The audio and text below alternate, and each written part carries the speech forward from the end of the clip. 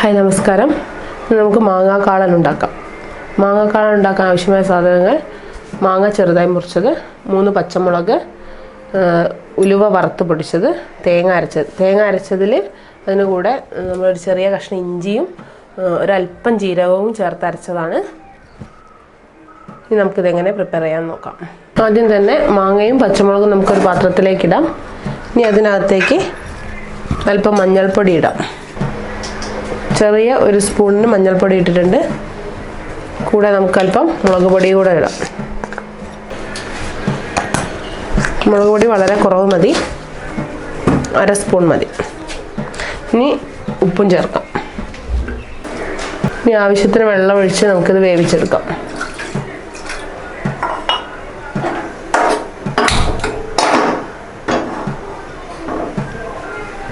മാങ്ങ വെന്തിട്ടുണ്ട്. ഇനി അതിനകത്തേക്ക് നമുക്ക് അരച്ചു വെച്ചിരിക്കുന്ന തേങ്ങ ചേർക്കാം.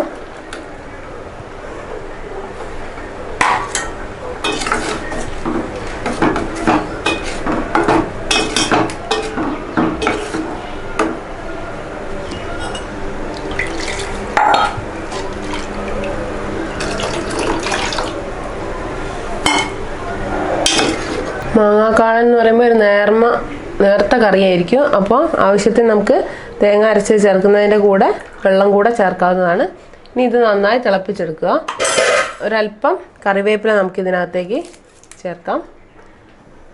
കറി നന്നായി തിളച്ചിട്ടുണ്ട്. ഇനി അതിനകത്തേക്ക് നമ്മൾ വറുത്ത് പൊടിച്ചു വെച്ചിരിക്കുന്ന ഉലുവ, ഏകദേശം ഒരു 1/2 സ്പൂൺ ഉലുവ നമുക്ക് ചേർക്കാം. ഓരോരുത്തരുണ്ടാക്കുന്ന കറിയുടെ അളവിനനുസരിച്ച് നമുക്ക് ഈ പൊടികളെല്ലാം കൂട്ടുകയും കുറയ്ക്കുകയും ചെയ്യാം. ഞാനിവിടെ വളരെ കുറച്ച് മാത്രമേ ഉണ്ടാക്കിയിട്ടുണ്ട്. അതുകൊണ്ടാണ് 1/2 സ്പൂൺ ഉലുവപ്പൊടി മാത്രമേ ചേർക്കുന്നുള്ളൂ. ഇനി നമുക്കിതിലേക്ക് കടുക് താളിച്ചിടാം.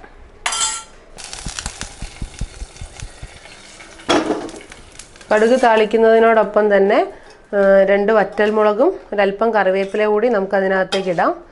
നമുക്കിതൊരു ബൗളിലേക്ക് മാറ്റാം. മാങ്ങാക്കാളൻ റെഡിയായി. നിങ്ങൾ ഒരു തവണയെങ്കിലും ഈ മാങ്ങാക്കാളൻ ഉണ്ടാക്കി നോക്കണം. വളരെ ടേസ്റ്റിയായ ഒരു കറിയാണ്. എല്ലാവരും ട്രൈ ചെയ്യുക.